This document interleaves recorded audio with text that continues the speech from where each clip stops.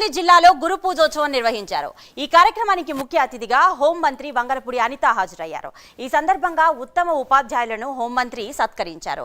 Teachers కు సమాజంలో గౌరవం ఇవ్వాలని హోంమంత్రి అన్నారు.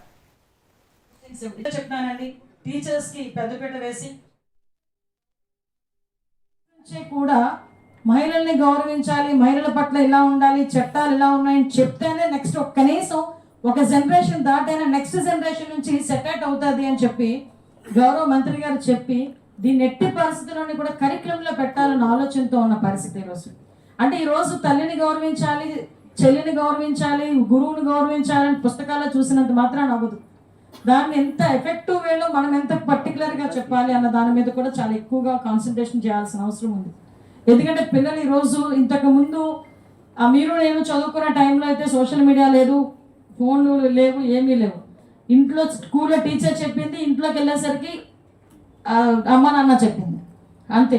కానీ ఈరోజు ఎక్కువ టైం మీ దగ్గర స్పెండ్ చేసిన అంతకన్నా ఎక్కువ టైం బయటకు వచ్చి మొబైల్స్లో ఎక్కువగా ఉండే పరిస్థితి కనిపిస్తాము. సో నేనేమంటానంటే దయచేసి దానికి కూడా ఈ రోజుల్లో చాలామంది నేను చూసాను, చాలామంది ఆ పరంగా కూడా ఎక్కువ మొబైల్ యూజ్ చేయకుండా లేకపోతే ఎక్కువగా బుక్స్ చదివేదానికి కొంచెం కాన్సన్ట్రేట్ చేసేదానికి చాలామంది ఈ రోజుకి కూడా ప్రయత్నాలు చేస్తున్నారు. నేను ఒకటే కోరుకుంటున్నా, మన ఒక భవిష్యత్తు, ఒక జనరేషన్ మీ చేతిలో ఉంది. ఈరోజు గవర్నమెంట్ పరంగా తీసుకోవాల్సిన ప్రతి నిర్ణయాలు కూడా మేము తీసుకుంటున్నాం.